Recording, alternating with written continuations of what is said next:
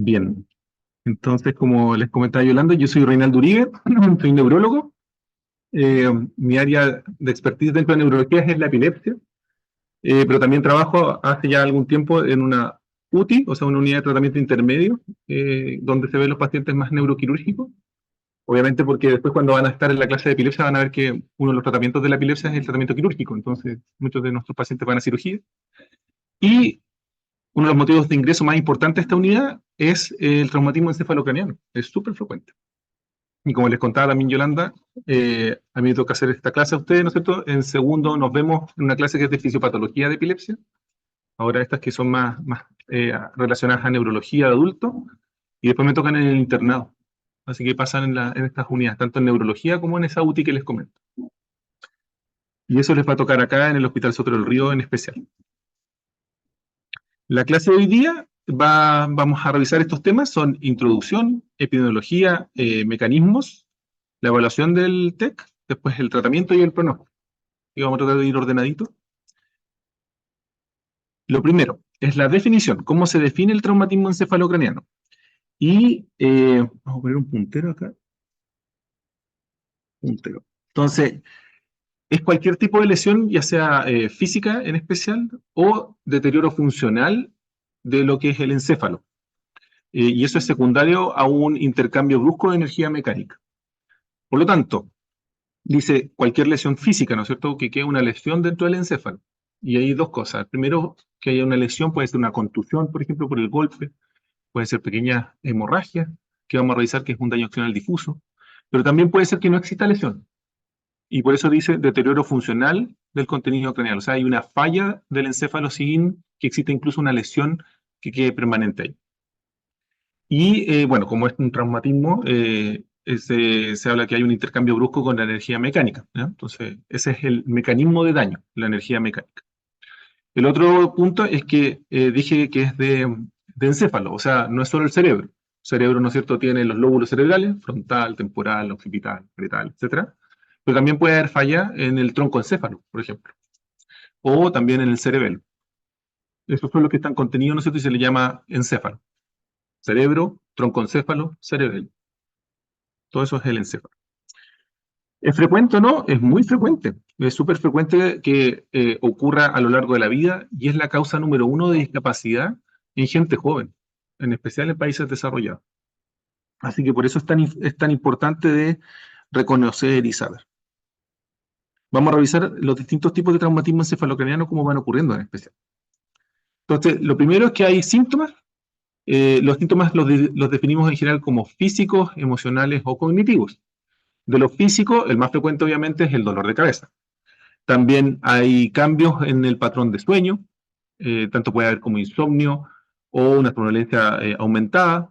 También sensación de mareo, desbalance, fatiga, disfunción sexual, sale ahí. También aparece crisis epiléptica, cambios sensoriales, ¿cierto? Pérdida de fuerza. Entonces, todo esto puede ocasionar el traumatismo encefalocraniano. Lejos la más frecuente es el dolor de cabeza. También hay cambios cognitivos, todo depende también de qué tan severo fue el traumatismo encefalocraniano. Inicialmente puede haber solo confusión o somnolencia, pero después puede haber también sopor, incluso compromiso de la conciencia más profundo, caer en coma. Y con respecto a lo emocional, es súper frecuente, problemas del ánimo, en especial ansiedad o depresión. Tanto así que para nosotros es como una triada cuando alguien tiene un traumatismo encefalocraniano, que a veces puede ser incluso leve. Y puede haber dolor de cabeza, sensación de mareo o vértigo, y además un cuadro depresivo. ¿Mm? Y eso puede ser como un síndrome post-TEC, le llamamos, después de haber tenido un traumatismo encefalocraniano. Ahora, si las lesiones, dependiendo del lugar donde estén, por ejemplo, involucran más que nada la corteza frontal, hay cambios en la conducta de los pacientes. Por ejemplo, pueden ponerse más irritables, impulsivos, incluso con conductas inapropiadas, y ustedes lo van a ver cuando roten en el intermedio, como los pacientes están a veces totalmente confusos y agitados dentro de la unidad. Así que estos son los tres aspectos más importantes de los síntomas que tienen en el TEC. Hay grados, ¿no? Y acá arriba están definidos como leve, moderado y severo o grave. Y están definidos en especial por la escala de Glasgow, que está aquí, que tiene un puntaje que va desde el 3 al 15. Los leves son de 13 a 15, y ahí vamos a definir bien cómo es la escala de Glasgow en las siguientes diapositivas. Aquí va del 9 al 12, y aquí va del 3 al 8. ¿Qué vemos en general en el leve? Hay pérdida de conciencia que es breve, es de segundos a minutos, o sea, es muy poco tiempo. Después se recupera bien. Puede haber mareos, confusión mental, y en general las imágenes cerebrales son normales, en especial la tomografía axial computada que sale aquí, el TAC. En el moderado hay pérdida de conciencia que dura minutos a horas, o sea, es mucho más prolongado. Hay confusión mental que puede incluso durar semanas. Y hay consecuencias físicas, como aparece aquí, cognitivas, conductuales también que pueden durar meses, incluso algunas pueden ser permanentes. Y en esta ya tenemos ya lesiones cerebrales, entonces la tomografía está alterada. La recuperación, eso sí, generalmente es buena, pero se demora. Si se dan cuenta, es a mediano plazo, estamos hablando de meses. Y el severo o grave, mejor dicho, hay daño estructural ya, tanto del cráneo como del encéfalo, y hay riesgo vital. Esto requiere hospitalizaciones muy prolongadas, generalmente con múltiples complicaciones. La tomografía está gravemente alterada, la rehabilitación siempre es incompleta, no alcanzan su basal los pacientes después de tener un evento así, y las secuelas neurológicas son severas en general, físicas y también cognitivas, ¿no? El paciente que va a quedar con secuelas a largo plazo.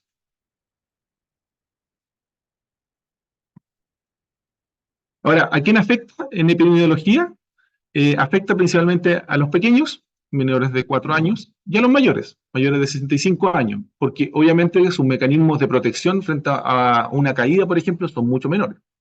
Por lo tanto, la capacidad o la posibilidad de que tengan un traumatismo encefalocraniano es más alta.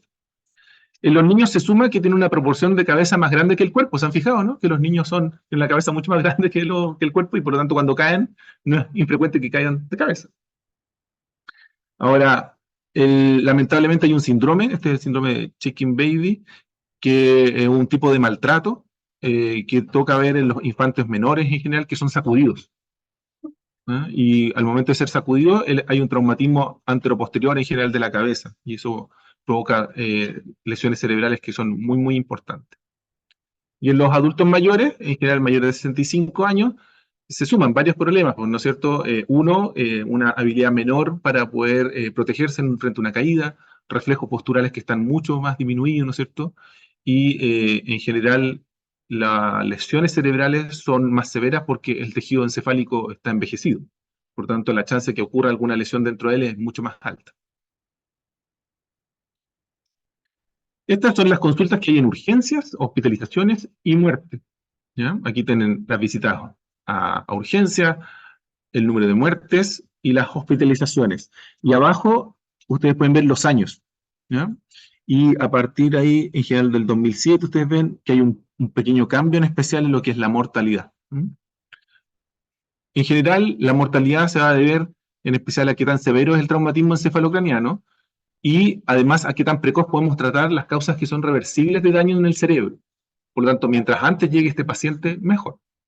Y en especial por lo menos en esta publicación, lo que se logró es que los pacientes llegaban antes a los hospitales, eran tratados en las emergencias y generalmente con conductas neuroquirúrgicas. Ahí vamos a aprender cuáles son las conductas neuroquirúrgicas que se pueden tomar en estos pacientes.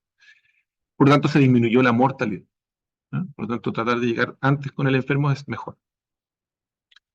Eh, Lamentablemente las visitas de urgencias no son pocas, ¿no? Se fijan aquí hay incluso un aumento. Y las hospitalizaciones se mantienen en general estables a lo largo de los años. La causa principal va a depender un poco del grupo etario, ¿no? Eh, Aquí sale claramente, ¿no es cierto? ¿Cuál es la causa principal que ustedes conocen de traumatismo encefalocraniano actualmente? ¿Accidentes seguros? ¿Que en auto? En moto. ¿Han fijado, no? ¿Cómo han aumentado los accidentes de moto el último tiempo? Muchísimo. Y para ser sincero, así que me toca ver más frecuentemente, ¿no es cierto? Los pacientes que llegan en el hospital no son los que tienen accidente en auto, en general son los que tienen accidente en moto, los que aquí llegan mucho más graves. Pero no son pocos, ¿eh? Son bastantes.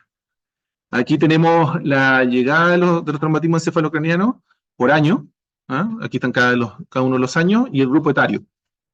Y si se dan cuenta, aquí hay un grupo importante que son menores de edad, de 0 a 4 años, y el otro grupo importante está entre los 45 y 64 años. Por lo tanto, Si bien es una enfermedad que existe o es más frecuente en niños pequeños y en adultos mayores, adivinen por qué se accidentan tanto la gente joven, porque no se cuida en la conducción. ¿Mm? Y los niños pueden salir gravemente perjudicados. ¿Cuál medida ustedes podrían tomar para disminuir los traumatismos encefalocranianos en los niños, sabiendo que el accidente de tránsito es uno de los más frecuentes? La silla, ¿no es cierto? Y el cinturón de seguridad, ¿no? Y eso sí han cambiado, la buena postura de la silla y elegir sillas que son adecuadas para esto. Este gráfico es bien interesante porque muestra las consultas en urgencias según la edad y su causa. Entonces, en estos gráficos de torta, ustedes tienen las edades al medio y las causas de los accidentes. ¿Mm? Entonces, lo primero que nos damos cuenta es que los niños, así como dijimos, ¿no es cierto?, los pequeños, menores de 4 años y los mayores de 65 años, ¿cuál es la causa principal del traumatismo encefalocraniano? Caídas, ¿no es cierto? Se lleva casi toda la torta, en especial en los abuelitos. ¿Mm? Y en la gente joven, ¿qué aparece? Agresiones, ¿no es cierto?, por terceros, en amarillo, ¿sí? Lamentablemente accidentes, en rojo, y también tenemos los accidentes de tránsito o vehiculares, en verde. Y eso, entre esos tres colores, acaparan gran parte de la torta, en las edades intermedias. ¿Ya?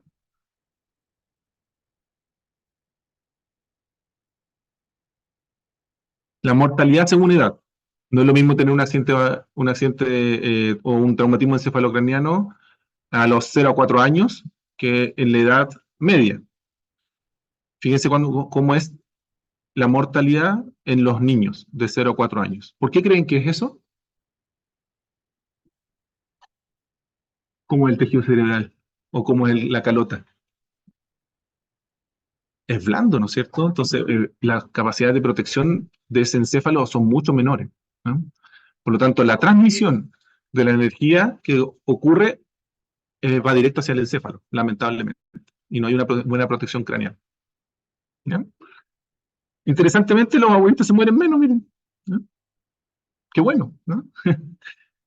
Así que lo más grave aquí es la mortalidad, en especial en los infantes. Ahora vimos las causas, ¿no es cierto? ¿Cuáles eran las causas por edad? Y ahora, ¿cuáles son las causas de muerte en realidad? Por lo tanto, ¿cuál es la causa más mortal dentro del accidente o del traumatismo encefalocraniano? Y en los niños hay dos. Los accidentes de tránsito, que ya dijimos cómo se pueden prevenir, y también las agresiones por terceros, ¿no? Dos medidas que podemos disminuir importantemente en la población, educando de buena manera. En los adultos mayores se mantiene como una causa importante de mortalidad la caída. Y fíjense cómo baja en los niños, muchísimo. Y lamentablemente en la edad media, fíjense, la causa de muerte principalmente está en el verde, ¿no? Los accidentes vehiculares. Hay que tratar de disminuirlos. Espectro de gravedad. Y aquí vamos a ver cómo podemos pasar de un traumatismo encefalocraniano así, leve en general, ¿no es cierto? Que uno lo va a tratar en domicilio en general, dado de alta y manejado en su casa. Y podemos llegar a esto, ¿no? Estos son los pacientes que manejamos en las UCI en general, donde están muy invadidos, donde hay una protección cervical, por ejemplo, tiene un captor de la presión intracraneal que está aquí. ¿Se ve o no? ¿Cómo está conectado? No sé. Bueno, está ventilado, obviamente, apoyado con drogas vasoactivas, etcétera, ¿no? Para poder mantener la perfusión cerebral. Un cerebro que está ahí entre la vida y la muerte.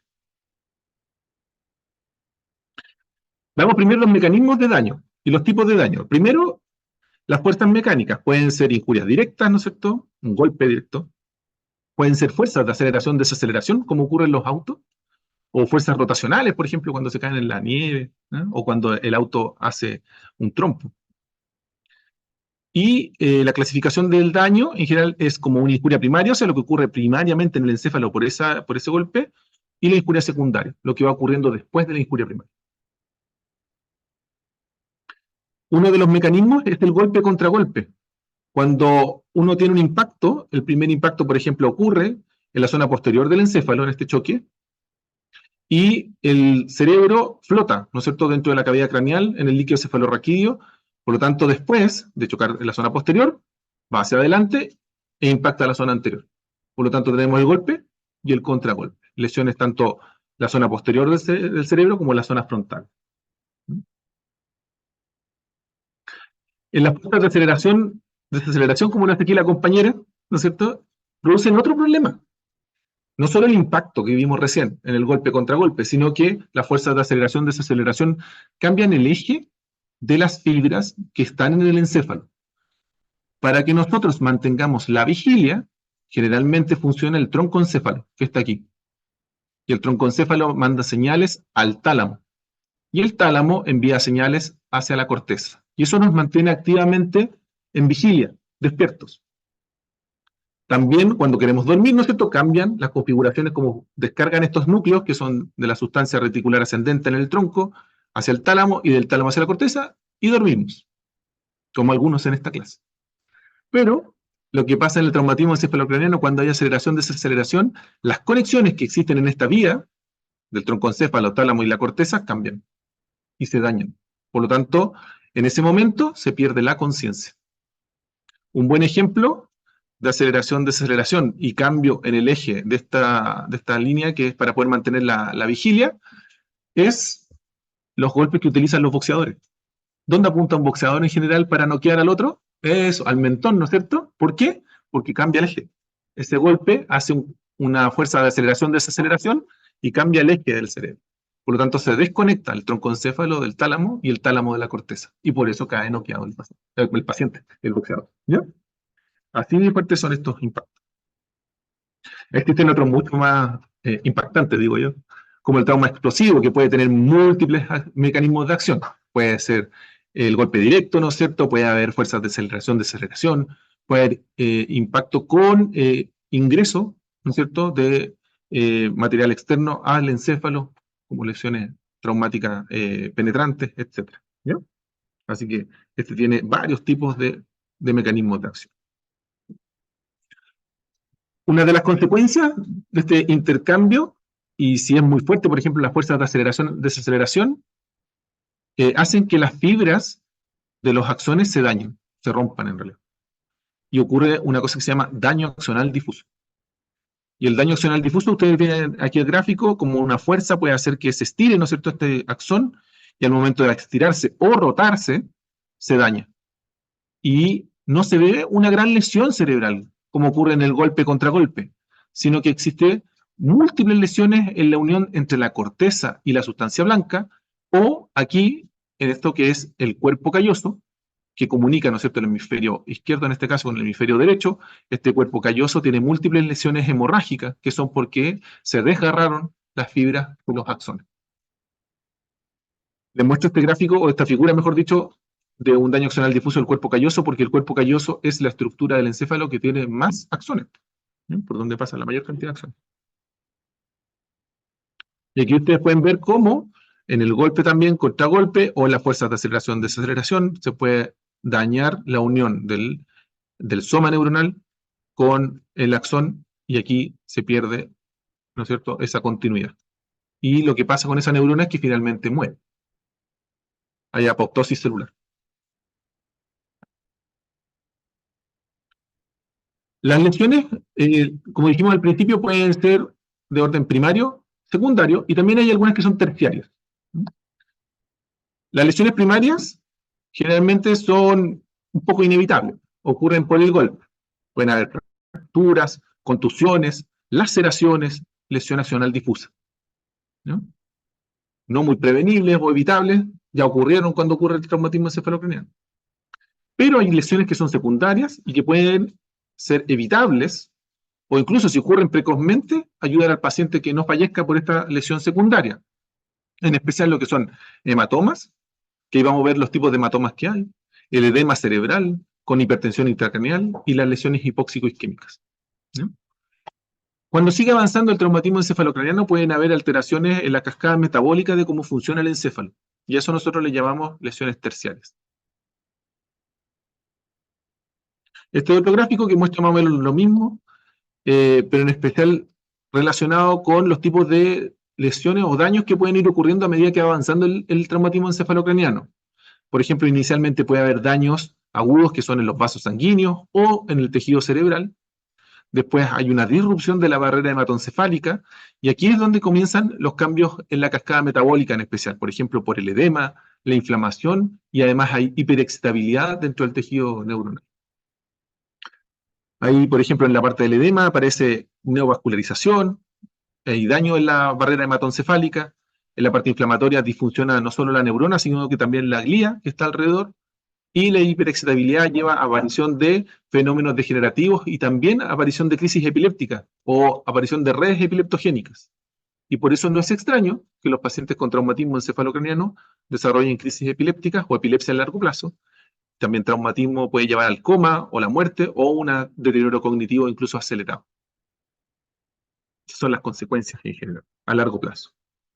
Y esto porque obviamente la neurona se ve en un ambiente inflamatorio, va a causar degeneración muchas veces de ella o de los sistemas que están alrededor, por ejemplo, la de la glía que está alrededor o de los vasos sanguíneos que están alrededor. Y han existido la descripción de múltiples factores inflamatorios que ocurren durante este golpe, ¿ya? Durante este traumatismo encefalocraniano. Con respecto al daño cerebral primario, generalmente lo tratamos de dividir siempre así, como difuso o focal. Por ejemplo, en el difuso está el daño axonal difuso que conversamos recién, y también hay un daño vascular difuso. Obviamente se daña la unión entre entre la neurona y el axón, pero también se dañan los vasos que existen en ese lugar. En ocasiones puede haber un daño focal de los vasos que son más grandes, o sí, ¿ya? Y que si es arterial, va a llevar a la aparición de un hematoma epidural, o sea, por fuera de la dura madre. Cuando es de las venas, es por debajo de la dura madre y se llaman hematomas subdurales. Ahora, también pueden haber lesiones o disecciones que son de las arterias que están ya dentro del espacio subaracnoideo y al momento de sangrar producen una gran hemorragia subaracnoidea. También pueden haber, en especial por las contusiones, hemorragias intracerebrales y en ocasiones también hemorragias dentro de los ventrículos cerebrales que se llaman intraventriculares. También el daño focal puede ser muy localizado en ocasiones con un daño axonal, contusional o laceraciones en el parénquima que fue golpeado. Con respecto al daño cerebral primario, este daño difuso, el daño es en especial en los axones, hay una disrupción que a veces es parcial o total, por lo tanto falla el transporte de esa neurona y también su conducción. Puede haber también en el cuerpo calloso, por lo tanto hay una falla en la interconexión que existe entre ambos hemisferios cerebrales. Generalmente esto lo vemos en los mecanismos que son de aceleración, desaceleración, y el cuadro clínico es de amplio espectro porque a veces uno ve pacientes que están bastante bien, recuperando conciencia en el corto plazo, y hay otros que incluso uno ve las imágenes de cerebro bastante buenas, pero no despiertan, están en coma.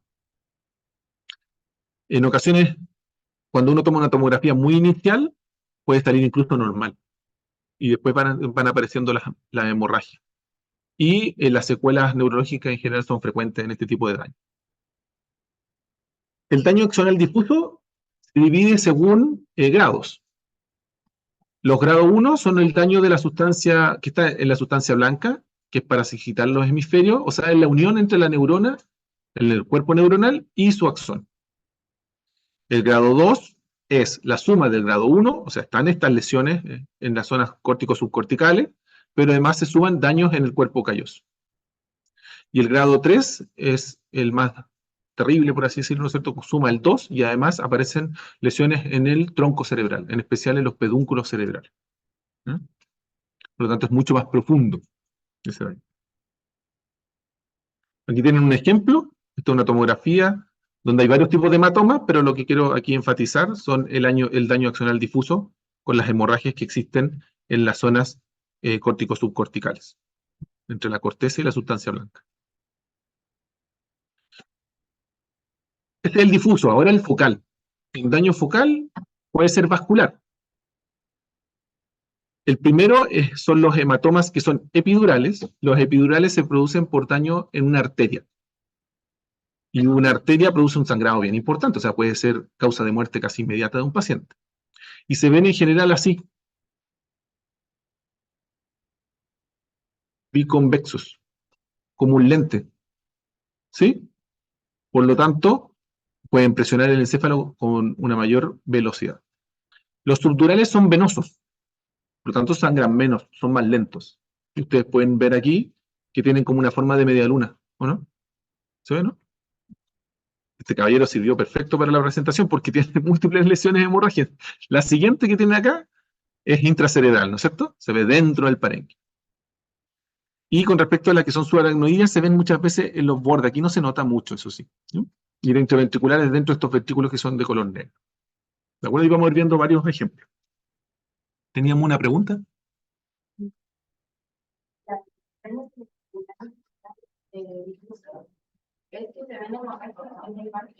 La grado 1, córticos subcorticales. Grado 2, cuerpo calloso. Y el grado 3, que es el más profundo, en el pedúnculo cerebral, que está en el tronco encéfalo. Mucho, mucho más profundo. Esta figura es muy bonita, ¿no es cierto? Está muy bien hecha porque muestra la dura madre aquí y cómo la sangre está creciendo por una hemorragia que es de color rojo, por lo tanto es arterial. Ahí uno se lo graba en la memoria inmediatamente. Fíjense el efecto de masa que tiene, bien importante contra el cerebro. Por eso es una causa de muerte, esto, si es que no supera. Los subdurales son sangrado venoso, por eso están coloreados como color morado, ¿no es cierto? Como la sangre venosa. Y están por debajo de la dura madre. ¿Sí? Y fíjense que no aplastan tanto, o sea, no comprimen tanto el encéfalo. ¿Ya? Y tiene esta forma como de C. Aquí tienen dos ejemplos para que tienen el arterial o epidural por fuera de la dura madre y el subdural. ¿No? Para que viene en la memoria, la diferencia que existe. El problema es que el encéfalo no solo queda con este daño que es primario, sino que también hay daño secundario. Como decíamos, ¿no es cierto? Hay daño hipóxico-isquémico, en especial en las zonas cercanas a las zonas de contusión. Todo lo que ustedes ven aquí de color hiperdenso, que es más blanquecino, ¿no es cierto? Son solo focos de contusionales con hemorragia dentro. Esto daña, ¿no es cierto? El encéfalo pierde la capacidad de funcionar en aspectos metabólicos en especial. Hay una hipoxia, eso genera edema, el edema produce mayor hipertensión intracraneal, ¿ya? Por lo tanto es causa de muerte. Y en ocasiones puede producirse también hidrocefalia porque se comprimen los acueductos cerebrales. Por lo tanto se atrapan los ventrículos y empiezan a hacer o acumular líquido cefalorraquídeo dentro de ellos.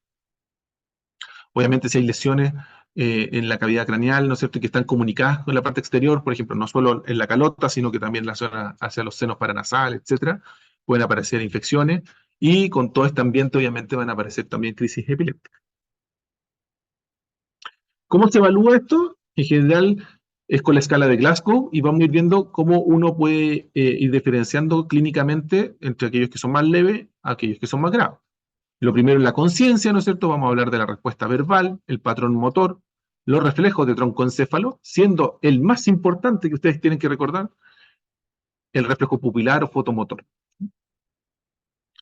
Generalmente no hacemos otros tipos de reflejos como los oculocefálicos y oculovestibulares porque puede haber daño, por ejemplo, en la columna cervical y también puede haber daño en el conducto auditivo, por lo tanto hay que hacer una otoscopía antes si uno quiere hacer reflejos oculovestibulares. Y también hay signos como de fractura de la base del cráneo. Esta es la escala de Glasgow. Aquí está la graduación del traumatismo encefalocraniano entre leve, moderado y grave. Y la escala de Glasgow se divide en apertura de los ojos, que puede ser espontáneo, y da 4 puntos, a la orden da 3 puntos, al dolor da 2 puntos, y si no abre, un solo punto. La verbal, si está orientado, confuso, con palabras inapropiadas, incomprensible y no responde. Y con respecto a la respuesta motora, si obedece, si localiza al dolor, si retira el dolor, hay una flexión anormal que vamos a ver ahí cómo son las respuestas de flexión y las respuestas de extensión. Ambos con pésimo puntaje. Y finalmente, si no, ¿ya? Y esta escala de Glasgow es responsabilidad de todos nosotros. ¿Por qué? Porque está diseñada para ser realizada no solo por el personal médico, sino que en especial fue creado para el personal no médico, el personal de enfermería, fonoaudiología, kinesiología. ¿Por qué es importante? Porque cuando uno ve que hay un cambio en la escala de Glasgow, tiene que avisar.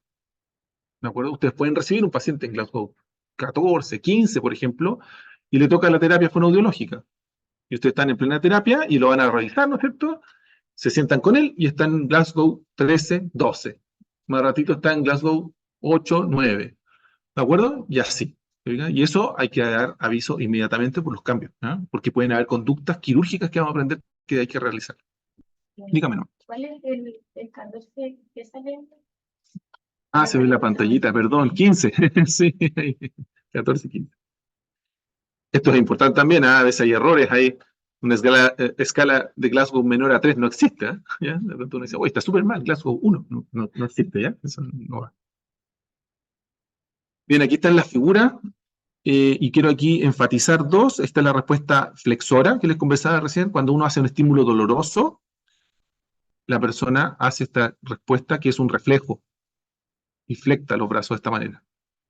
Y cuando otro tipo de respuesta es extensora. Extiéndelo. Cada uno tiene un puntaje distinto. La flexora es un poquito mejor que la extensora, ¿no? Esa respuesta no se conoce como cortical. Exacto, decorticar, ¿no es cierto? Esa de... Y descerebrar. Decorticar, descerebrar. ¿De acuerdo? También se pueden llamar así. Bien, hemos hablado harto del encéfalo, pero también se daña el cráneo, ¿eh? Acuérdense de eso. Las fracturas de base de cráneo pueden ocurrir tanto en la fosa anterior, media o posterior.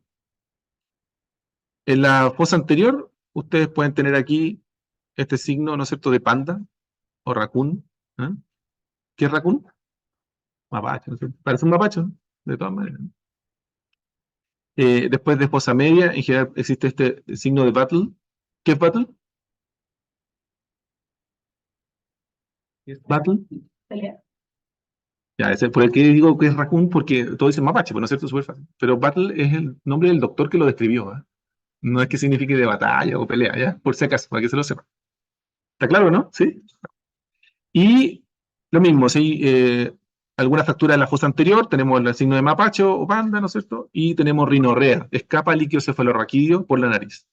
Y si es de la fosa media, bueno, tenemos el signo de battle y tenemos aquí otorraquia, escapa, ¿no? También puede ser rasgia, o sea, otorragia, sale sangre por ese sector. Pero si es rotura de la base del cráneo y por lo tanto salida de líquido cefalorraquídeo, lo que importa es la otorrea. A veces pueden haber laceraciones del conducto y no rotura, ¿no es cierto?, de las meninges, ni salida de líquido cefalorraquídeo, y sale sangre solamente. Uno se asusta, obviamente, pero eso es menos grave que si está saliendo líquido cefalorraquídeo. Entonces tenemos el signo del mapache, ojo de mapache, ahí está. Hay una cosa interesante en el signo de mapache, se fijan que es bien circunscrito, y eso es porque hay una fascia. Es distinto cuando uno se golpea de forma superficial la cara, que se ha fijado que como cae ¿cómo se llama? La zona del moretón que empieza a caer, a caer, a caer. Bien, eso no ocurre en el signo de mapache, sino que queda tabicado en ese sector, ¿ya? Cuando hay una fractura, hay una fascia que separa este sector. Por lo tanto, se ve como un margen así, muy, muy categórico. Ahí está el signo de Battle, la otorraquia, rinorraquia, puede haber hemotímpano, si uno mira, por la fractura de la fosa media. Y adivinen quién diagnostica las fracturas en general de la fosa posterior, ¿no? El fonoaudiólogo. ¿Por qué? Porque dice, diga, ¿y qué nota? Doctor, ¿sabe que tiene un hematoma en la zona de la faringe? Las fracturas de la fosa posterior en general pueden llevar a tener un hematoma retrofaríngeo, ¿no? A veces puede ser pequeño, pero habla de que hay fracturas de la zona más posterior. Bien, entonces la evaluación primero clínica, escala de Glasgow, ¿no es cierto? Signos de fractura de cráneo, etcétera. Y también podemos hacer imágenes. La más utilizada por lejos en el traumatismo encefalocraniano es la tomografía axial computada. ¿A quién le hacemos en general? Menores de 15 años, perdón, menores de 15 años, escala de Glasgow menores de 15, mayores de 65 años, signos focales, aparición de una crisis epiléptica por esto, fractura menor, ¿no es cierto? O sea, trauma menor con fractura de base de cráneo, signos de fractura de base de cráneo, cefalea persistente, tratamiento anticoagulante. Por lo tanto, es a muchos, ¿no? Son muy pocos los que no se salvan de hacerse una tomografía después de un traumatismo encefalocraniano. El TIC leve, el tratamiento del TIC leve en general es en casa, ¿no? Una cosa importante que hay que hacer es reposo. ¿Por qué? Porque si uno hace deporte en general o actividad física después de un traumatismo encefalocraniano, se puede producir un edema cerebral que es tardío. Y eso fue visto en especial en los jugadores de rugby o de fútbol americano en especial. Cuando sufrían un traumatismo encefalocraniano leve, los entrenadores decían, no, pero si fue leve, así que una palmadita en la espalda y siga jugando, ¿eh? O el entrenamiento de mañana, nos vemos y todo lo demás, y hacían un edema cerebral incluso a veces maligno, ¿no? Con causa de muerte y todo lo demás. Por lo tanto, dentro de las indicaciones que tienen que quedar en esto es el reposo en domicilio en general, en cama y sin actividad física, y luego va haciéndola de forma progresiva, ¿no? Generalmente el régimen es liviano porque pueden tener náuseas, hay analgésicos, se evita el consumo del alcohol, y generalmente les decimos que tienen que volver a la urgencia si la cefalea es persistente, hay algún grado de alteración de conciencia, aparece en crisis o algún déficit neurológico, ¿no es cierto? Porque habla de que hay, o se traduce que hay una lesión cerebral que está avanzando. Y el grave, en general, es en un paciente que está comprometido de conciencia, por lo tanto está en Glasgow 8 y que requiere apoyo, en especial en la parte ventilatoria. Por lo tanto, la gran mayoría está ventilado, con intubación endotraqueal. Y con eso logramos manejar en especial la parte respiratoria, uno, ¿no es cierto? Y lo otro es la perfusión cerebral. Entonces, se utiliza en la UCI un montón de tratamientos para poder mantener una buena perfusión del cerebro, en especial si está cursando con edema cerebral, ¿no? Y se trata también el edema cerebral con medidas médicas, por ejemplo, en ocasiones se hace hiperventilación, no prolongadamente, sino que de modo salvataje. Se utilizan, eh, infusiones que son atrapadoras de agua, o sea, atrapadoras del edema cerebral, cosa que se pueda disminuir el edema que está cursando. O si hay alguna lesión que sea reversible quirúrgicamente, se lleva a pabellón. Son pacientes extremadamente graves. Para eso, en general, hay que monitorizarlo, ¿no? Es difícil saber cuánto es la presión dentro del cráneo de solo mirar un paciente o de mirar su imagen. Y por eso ustedes ven aquí que aparece el monitor de PIC, ¿no? Se instalan en todos estos pacientes un monitor para poder saber la presión intracraneal. El enfrentamiento inicial, no solo nos preocupamos del encéfalo, sino que nos preocupamos bastante de las lesiones de la columna cervical. Lamentablemente, cuando tenemos un TEC grave, en cerca del 10 a 15% de los pacientes tienen un traumatismo raquimedular asociado. Por lo tanto, por eso se hace tanto cuidado de la columna. Y como les decía, bueno, hay que tratar de mantener a los pacientes con buena analgesia, normotermia, normovolemia y todas las medidas para una buena perfusión del cerebro. Y también les dejamos muchas veces medicamentos como profilaxis de las crisis epilépticas, o sea, como una profilaxis anticonvulsivante, en especial durante la primera semana, por todo el flanoxa, ¿no es cierto?, que puede llevar a la aparición de las crisis.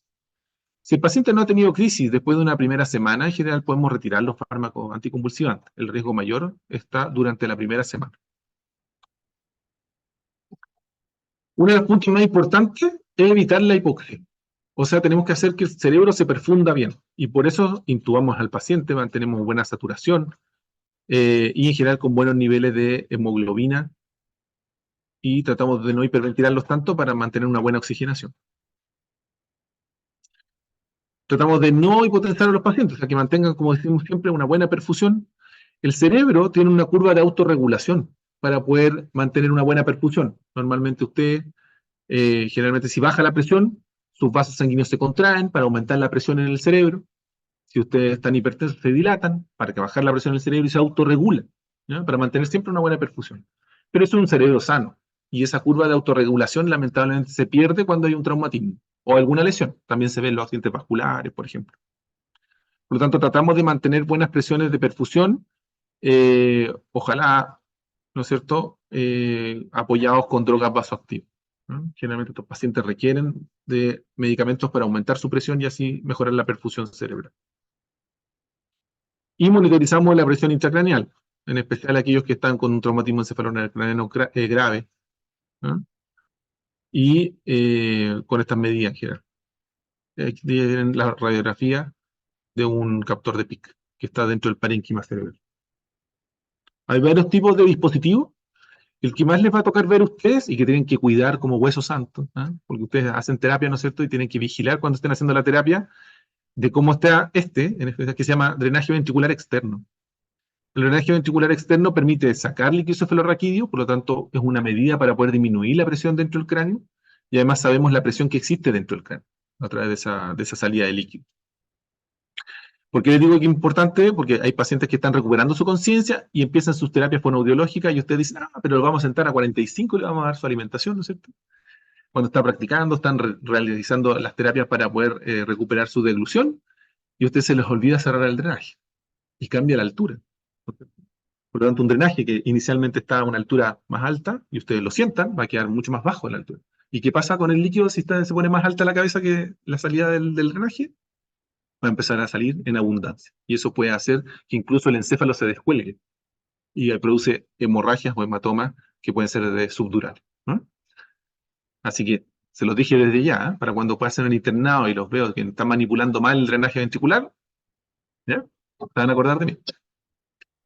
Hay otros tipos de captores de PIC, se ocupan mucho, ¿eh? Mucho. Hay unos que son epidurales, subaracnoideo. El que más se ocupa después es el intraparenquimatoso, ¿no? Es el que más nos toca ver. Después tenemos las cirugías. Estos hematomas que yo les mostré, ¿no es cierto? Que arterial y este que es venoso, generalmente tienen una indicación quirúrgica, ¿no? Porque ustedes pueden salvar una vida. Ya no sé, si se opera esto, se saca, ¿no es cierto? Se acaba el efecto de masa que existe sobre el encéfalo. Ahora, no todos se benefician, eso sí. Esta curva muestra aquellos que se recuperaron en punto negro y aquellos que fallecieron en punto blanco. Y fíjense que aquí está la escala de Glasgow. Por lo tanto, aquellos que llegan con estos hematomas y tienen un Glasgow muy bajo, en general no se benefician mucho de la cirugía, fallecen igual. Los que tienen un Glasgow mejor se benefician muchísimo porque se recuperan mucho más. ¿De acuerdo? Por lo tanto, el examen clínico, no solo la imagen, ¿eh? No solo encontrar estos hematomas se va directo a pabellón, sino que cómo está clínicamente para ir a pabellón. Esto se ve en general en los traumatismos encefalocraneanos graves.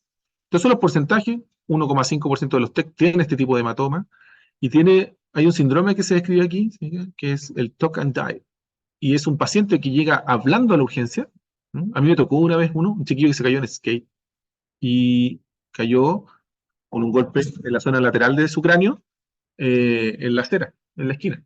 Y llegó conversando, se había golpeado, un poco de sangre, me dice, doctor, ¿sabe que me pegué? Me caí hace como 20 minutos, estoy afuera de la urgencia. Me da vuelta porque le iba a pedir el escáner y el paciente empieza a comprometerse de conciencia, ¿ya? Rápidamente. ¿Qué está pasando? Está creciendo un hematoma arterial y eso se produce en especial porque hay una fractura del hueso temporal y hay una rotura de la arteria meningia media. Y eso es urgencia neuroquirúrgica. Hay que abrir ese cráneo e ir a cerrar esa arteria, ¿ya? Ir a coagularlo. Los traumatismos encefalocraneanos que producen hematomas subdurales son más o menos del 0,5 a 5%. Generalmente se ven las fuerzas de aceleración, desaceleración porque hay desgarro de las venas puentes. Y por eso se ve más en los pacientes adultos mayores. ¿Por qué? Porque el adulto mayor tiene el cerebro más crenado, más chiquitito, ¿no es cierto? Más atrófico. Por lo tanto, la vena puente que va desde el hueso hacia el cerebro es mucho más larga, ¿no? Por lo tanto, cualquier golpe en aceleración-desaceleración puede producir estos hematomas. Y como nos ha tocado ver, por ejemplo, nosotros, la otra vez nos llegó un caballero que había tenido un traumatismo muy leve y que fue por un choque por alcance atrás. Lo chocaron sin querer, me moví la cabeza hacia adelante y hacia atrás y formó un hematoma subdural. Ahora, el caballero tenía una arritmia cardíaca, estaba anticoagulado, por lo tanto, las chances de que sangrara era mucho mayor, ¿ya? Entonces, suman varios factores. El cerebro más pequeño, las venas puentes más largas, el uso del anticoagulante, ¡pum! Tenemos un hematoma subdural que requiere cirugía, ¿ya? En ocasiones se ofrece cranectomía descompresiva. ¿Ya? Esto es un tema que está siempre en pregunta, pero en general vemos que salva vidas, ¿ah? Generalmente se ofrece a pacientes más jóvenes, menores de 50 años, con un edema cerebral que se ve en la tomografía, en especial si es unilateral, ¿ah? Para que pueda liberar espacio. Si ustedes sacan el cráneo, el cerebro puede expandirse a ese espacio, ¿ya? Por lo tanto, no causar la muerte. Y generalmente para traumatismos bilaterales no es muy beneficioso, generalmente es unilateral, ¿no? Predomina un solo lado. Porque se intentó hacer cranectomías descompresivas bifrontales para edemas cerebrales difusos y los resultados no fueron tan favorables, ¿no? Se disminuía la presión intracraneal, pero el desenlace de muerte era muy parecido al tratamiento médico estándar, ¿no? Entonces, sonó como muy buena la idea, pero no fue tan beneficiosa. También se han probado, por ejemplo, el uso de hipotermia. La hipotermia se utiliza para poder detener la actividad cerebral, por lo tanto no se forma edema, no hay aumento de presión intracraneal. No han salido muy beneficiosos tampoco los ensayos clínicos, ¿ya? Lo hacemos paciente a paciente, lo vamos conversando. El factor pronóstico más importante que existe en el traumatismo encefalocraniano es su gravedad. Y hay que cuidarse de la cabecita. Y yo trato de transmitir eso en esta clase porque muchos de ustedes se van para la casa en bicicleta y nunca se pusieron el casco. Y ahora que están famosos los scooters, ¿se han fijado, no? Pasan los scooters soplados y la mayoría anda sin casco. Y un traumatismo encefalocraniano leve, uno dice, no, me pegué levemente en la cabeza, no es menor. ¿Ya? Fíjense que este es el nivel cognitivo de una persona. Si está un traumatismo encefalocraniano leve, claro, cae durante el traumatismo, después se mejora, pero no llega a su basal. Cada golpe cuenta. El moderado, fíjense cuánto se tarda en llegar y no llega hasta el basal. Y el severo, qué decir. Por lo tanto, el nivel cognitivo va cayendo por cada traumatismo encefalocraniano. Y hay algunos factores pronósticos en esto. Por ejemplo, cómo llega el patrón motor, las pupilas, si están reactivas o no reactivas, si hay signos de hipoperfusión o de hipotensión, de hipotensión en general, si la tomografía está muy alterada o no, o hay algunos parámetros de laboratorio. Y eso podemos calcular más o menos el riesgo de ese paciente que quede con graves secuelas a largo plazo. El trauma puede ser en ocasiones repetido. Generalmente se ve en los deportes, ¿no? Deporte entre comillas, porque no sé si el boxeo califica como deporte para ese pobre cerebro que va recibiendo traumatismo tras traumatismo. ¿Vieron esta película o no? Concussion. ¿Sí? Buena, ¿no? Buenísima. Habla de cómo los jugadores de la NFL, ¿no? Que hacen fútbol americano, van desarrollando demencia en el largo plazo por haber tenido tanto traumatismo encefalocraniano ¿no? Y cómo los mecanismos degenerativos se aceleran, ¿no? Por cada traumatismo que existe. Así que el mensaje de esta clase en especial es a cuidarse. ¿Por qué?